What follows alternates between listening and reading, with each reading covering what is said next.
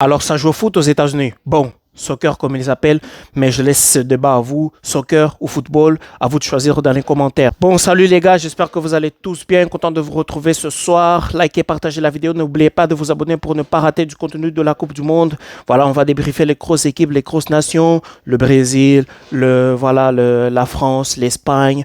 On va essayer de faire le plus de débriefs possible, dans cette Coupe du Monde. J'arrive même pas à parler. Alors, n'oubliez surtout pas de partager la vidéo aussi. Ça m'aide dans le référencement et on commence. Alors, les États-Unis, que ça joue bien au foot, ouais, franchement, ça joue bien. Voilà, le pressing, le contre-pressing. Ils gagnent toujours presque le deuxième balle.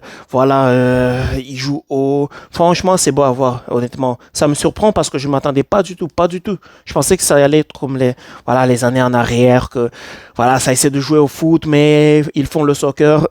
Mais voilà, franchement, c'est beau à voir. Un jeu de possession aussi, ils jouent la possession et ils attaquent très vite, ils sont verticales.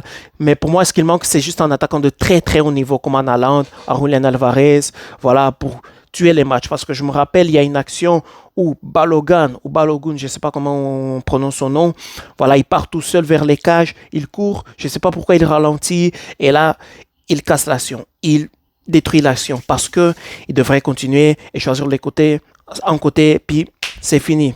Le match finit à 3-0, on ne discute pas et c'est 3 points dans la poche facile. Mais en tout cas, ça va coûter cher dans les phases éliminatoires, en quart de finale, en demi, parce que si tu ne tues pas les matchs, si tu as l'occasion de tuer les matchs et tu ne le tues simplement pas, bon, ça va te coûter cher dans les phases éliminatoires. En tout cas, sinon, à part ça, tout va bien pour les États-Unis maintenant.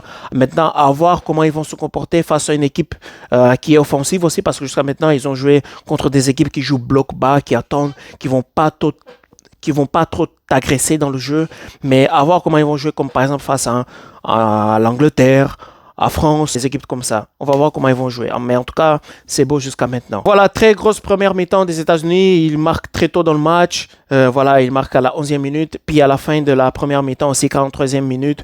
La mi-temps presque parfaite. Mais en tout cas, c'est pas fini. Le match n'est pas parfait parce qu'il y a des polémiques quand même. Oui, il y a des polémiques quand même d'arbitrage dans ce match-là. Tout commence par, voilà, ce penalty-là. Je vais essayer d'afficher l'image dans l'écran.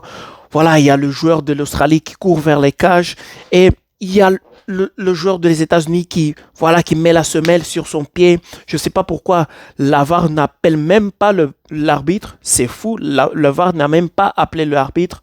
Bon, c'est fou. Je ne sais pas pourquoi. C'est complètement penalty pour moi. 100% penalty sur cette action. Je ne sais pas vous. Mettez ça dans les commentaires. Quelqu'un peut m'expliquer pourquoi la VAR n'a même pas intervenu dans cette action. Mais en tout cas, ok, c'est bon. Peut-être on va laisser passer, mais pour moi, c'était clairement penalty, 100% penalty. Et c'est pas tout. Il y avait une deuxième action aussi. Je pense vers la fin de la deuxième mi-temps. Il y a le joueur de l'Australie qui saute et il touche la tête. Et il touche le ballon avec la tête. Et le ballon tombe dans les mains du joueur des États-Unis. Deuxième fois, pour moi, c'était penalty aussi, clairement penalty. Et ça a puni l'Australie parce qu'ils auraient pu ils auraient pu être à égalité avec les États-Unis. Parce que ça fait 2 penalties, ils auraient pu marquer 2-2. Après, voilà, il faut convertir les penalties. Mais voilà, ils auraient pu être à égalité. Et si ça continue comme ça dans les phases éliminatoires, ça va coûter très cher aux équipes. Parce que voilà, des penalties comme ça, des fautes non sifflées comme ça te qualifie pas, ça te détruit une qualification et ça coûte très très cher dans une phase éliminatoire, surtout dans une Coupe du Monde où c'est déjà difficile. En plus, si tu rajoutes l'arbitrage qui ne t'aide pas, on ne demande pas à l'arbitrage d'aider les équipes, mais juste d'appliquer les règles et clairement, pour moi, ils n'ont pas appliqué les règles. En tout cas, je ne sais pas si quelqu'un peut m'expliquer dans les commentaires pourquoi ils n'ont pas donné ces pénaltys-là. La VAR aurait pu très bien appeler, surtout dans le deuxième pénalty que l'arbitre est très juste devant la faute. Mais en tout cas, donnez vos avis dans les commentaires à propos de ça. Et pour finir la vidéo, je ne sais pas pourquoi, mais ça m'a fait rire.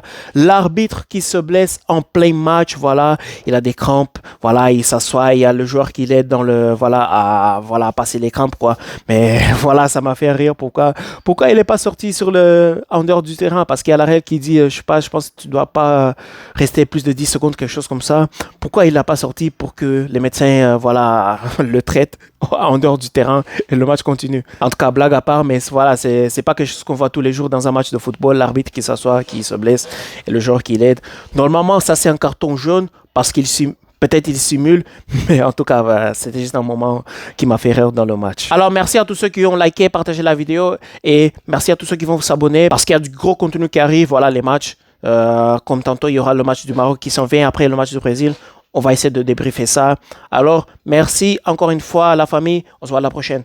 Bye.